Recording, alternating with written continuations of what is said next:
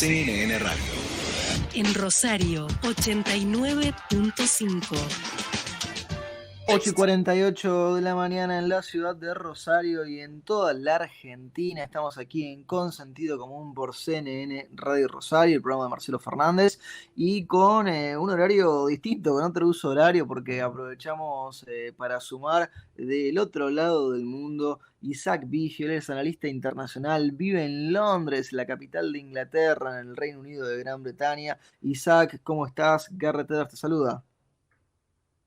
Muy buenos días, un saludo a todo el público de Rosario, de Argentina y América Latina. Isaac, muchísimas gracias por tener la deferencia de atendernos. Venís analizando desde hace muchos años la situación en Europa y en el mundo. Si te parece, empezamos quizá por lo más candente, lo más urgente, lo que tiene desarrollos que nos siguen sorprendiendo minuto a minuto. Aquí le venimos tratando de tomar el pulso semana a semana, que es la tensión que ha generado en todo el continente europeo y en el mundo lo que viene sucediendo con Rusia y Ucrania. Ayer, Isaac, con movimiento de tropas en Donetsk y en Lugansk. Sí. Bueno, un poco para que el público entienda, y primero quiero pedir perdón porque hemos tenido acá 2 huracanes y me ha dejado la voz un poco ronca. Bueno, es lógico, Isaac, no hace falta disculparse. Ya. Hemos tenido el peor viento que haya tenido Inglaterra en su historia. Uno de ahí llegó a los 200 kilómetros por hora. Bueno, terrible. ¿Qué es lo que ha pasado? En Ucrania se creó la República de Crimea con mayoría rusa y se crearon 2 repúblicas en el Donbass, en el sudeste de Ucrania, Donetsk y Luhansk, que pidieron su separación de Ucrania. Pero estas 2 repúblicas populares, que así se llaman, solo ocupan la tercera parte de esas 2 regiones. Las otras 2 terceras partes siguen en manos de Ucrania. Ahora, ellos se declararon independientes hace 8 años, pero recién el día lunes, Putin, Vladimir, el presidente de Rusia, las ha reconocido como estados independientes y ha autorizado que las tropas rusas puedan ir ahí a protegerlas frente a los bombardeos que les hacen las tropas ucranianas. Claro. Interesante, porque yo venía prediciendo de que no iba a haber conflicto hasta que acaben las Olimpiadas de Beijing, porque Rusia no quería molestar a su principal aliado internacional, que es China, y justo al día siguiente que acaban estos Juegos, ya empieza la tensión. Entonces, dicho y hecho, ahí como decís vos, Isaac, se terminan los Juegos Olímpicos y escala el conflicto. Se acaban los Juegos Olímpicos y empiezan los Juegos de Guerra. Claro, terrible. Y las Olimpiadas militares, ¿no?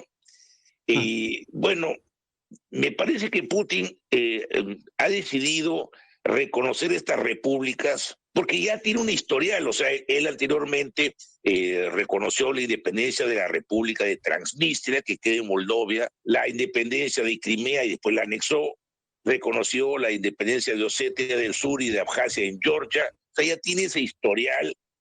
Y yo creo que con esta maniobra él quiere provocar a Ucrania o para que contraataque, para que no reconocemos la independencia, porque acabo de escuchar al presidente ucraniano que dice que son terroristas, estos señores, no se puede dialogar con ellos, y de esta manera justificar una posible invasión, o va a querer presionar a Ucrania a que capitule y desista de sus intentos de ingresar a la OTAN, porque Putin considera que si Ucrania entra a la OTAN es lo mismo que pasaría si Cuba, México o Venezuela tienen cohetes nucleares apuntando a Estados Unidos. Y recordemos que en el 62 hubo una crisis por los misiles atómicos en Cuba y los soviéticos al final transaron con los norteamericanos. Entonces Putin quiere revertir la tortilla diciéndole, si Ucrania entra a la OTAN, van a tener misiles supersónicos nucleares a 5 minutos de Moscú.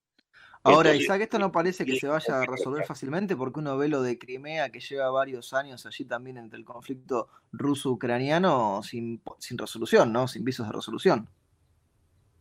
No creo que se resuelva rápidamente, tiene para rato.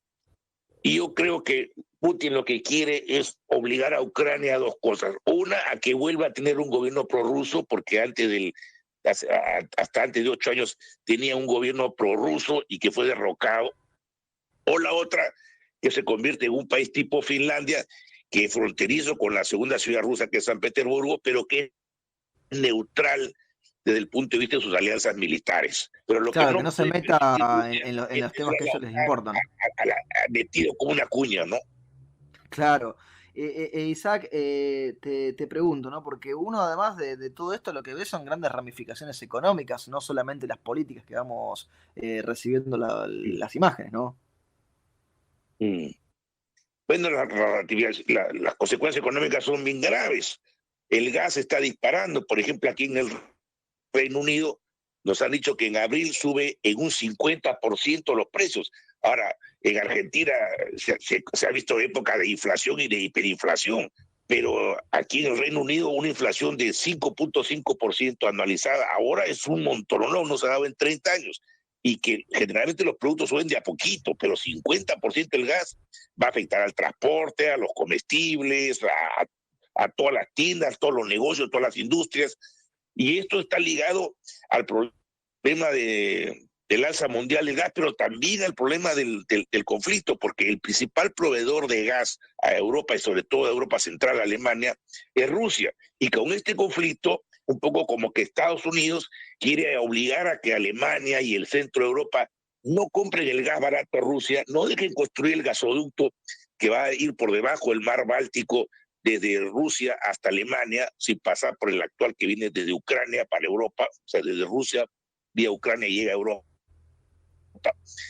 Y creo que Estados Unidos va a querer obligar a los europeos a que compren un gas más caro que le van a proporcionar sus multinacionales estacionadas en el Golfo Pérsico, o que van a querer que los propios Estados Unidos se den licencias para violar la ecología, para hacer fracking y exportar el gas. Entonces va a haber tremendas consecuencias económicas, va a golpear la economía de Rusia, de Ucrania, y también va a golpear la economía occidental, ¿no? Es más, ya está golpeando tremendamente al Reino Unido, y yo creo que más va a golpear todavía a Alemania, ¿no? Isaac, quedémonos un ratito en el Reino Unido, si te parece. Yo no miento Sí. si digo, la gente del otro lado lo sabe, yo tengo un particular amor por el Reino Unido y por Londres en especial. ¿Tenemos que preocuparnos por la reina Isabel II y la noticia con el coronavirus de esta semana?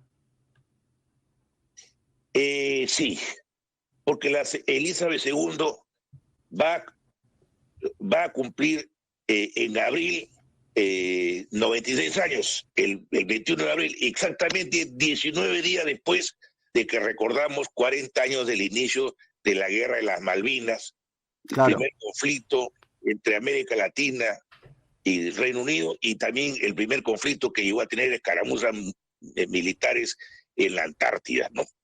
Entonces, es bien serio, son 96 años, es la primera mujer en la historia que acaba de cumplir 70 años en el trono. Durante 2 años de la pandemia no se contagió, y justo se contagia en el momento en que ahora Boris Johnson, su primer ministro, dice que van a anular todas las restricciones del COVID. El jueves ya no va a haber restricciones para el COVID de ningún tipo. Qué Entonces, contradicción fuerte esa, ¿no, Isaac? Porque digo, liberan todo, incluso no va a haber que hacer, por lo que yo entiendo, aislamiento para los casos positivos, pero se contagia justo la reina del Reino Unido. así es. Y es más, teníamos los test gratuitos, lo van a eliminar en abril. O sea, van a querer que el COVID sea una especie de gripe normal, ¿no? Por el momento tenemos entre 100 y 200 muertos diarios de COVID. Bueno, quieren vivir con esa idea, ¿no?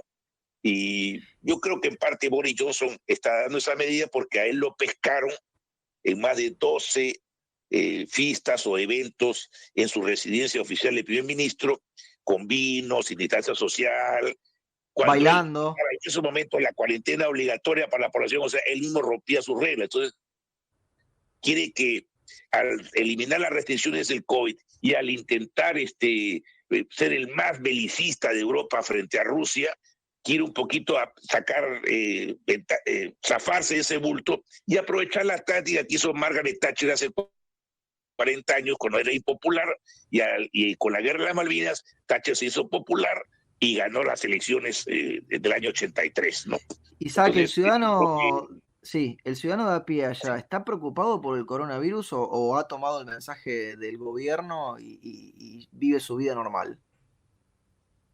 preocupado por qué, por qué No, no, cosa. no, no, no, por el coronavirus. O sea, ¿cómo lo han tomado esto de la finalización de las medidas? ¿La gente tiene ya comportamientos totalmente prepandémicos? ¿Está dividida la opinión? ¿Cómo No, va eso? no, no. Bueno, en primer lugar, que las medidas de anular la restricción al COVID solamente son en Inglaterra. Escocia, Gales, Irlanda del Norte todavía tienen varias restricciones.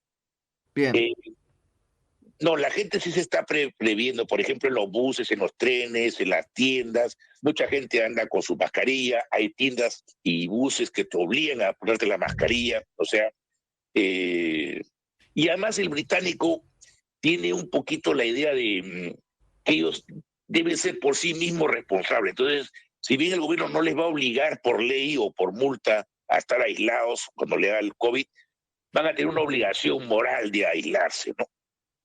Entonces, sí hay preocupación en varios sectores. Hay mucha gente que no está de acuerdo con eliminar restricciones. La oposición laborista está tomando esto con pinzas. El gobierno nacionalista de Escocia, el gobierno laborista de Gales y, bueno, el gobierno de coalición en Irlanda del Norte que se acaba de hundir también está tomando esto con pinzas. No están aceptando todos los pasos de Boris Johnson. Ellos todavía mantienen eh, uso de mascarillas o carnet de vacunación para entrar a ciertos locales, ¿no? Sí hay preocupación sobre esto del COVID, ¿no? Pero yo creo que la principal preocupación que tenemos ahora son estas tres tempestades y que se viene una inflación, el alza del gas y te están aumentando los impuestos. Y esto un poquito está ligado a que se acaba la pandemia, hay que pagar la factura y que además hay el problema de Ucrania y Rusia que está haciendo que se eleven muchos productos, ¿no? Hay que pagar la factura, Isaac, ha sido esclarecedor con tus conceptos. Te agradecemos muchísimo el tiempo que te has tomado para con nosotros y con nuestra audiencia y quedamos al habla para seguir charlando más adelante. Con mucho gusto, pero solamente quería dar un ejemplo de lo que Sí, puede pasar en Rusia con Ucrania. por favor. Imaginemos que Uruguay o las Malvinas o Chile tienen armas nucleares apuntando a Buenos Aires en función de un acuerdo transatlántico militar. Yo creo que Buenos Aires no lo aceptaría ni ningún argentino. Y yo creo que es la situación de Rusia y creo que en gran parte la solución al conflicto me parece que debería ser no seguir insistiendo que la OTAN se sigue expandiendo, porque ya se está expandiendo al este europeo y también ya se está expandiendo a Sudamérica, porque Colombia se está incorporando a la OTAN. Yo creo que en gran parte la solución pasaría porque un poquito la OTAN no se expanda y que concilien un poco, ¿no? Para evitar estos riesgos de guerra. Pero desgraciadamente ni el gobierno de Ucrania, ni el Reino Unido, ni el Estados Unidos quiere transar en ese aspecto, ¿no? No quieren, ¿no? Quieren arrinconar a Fortísima, Putin, ¿no? fortísima imagen esa, Isaac. Te agradecemos muchísimo el contacto y te mandamos un abrazo. Un fuerte abrazo. Hasta luego. Lo teníamos a Isaac Vigio, analista internacional desde Londres, Inglaterra, Reino Unido, contándonos lo que pasa en Rusia y en Ucrania y lo que pasa también en Reino Unido y en Inglaterra. Y lo hacía aquí en Consentido Común, el programa de Marcelo Fernández por CNN Radio Rosario.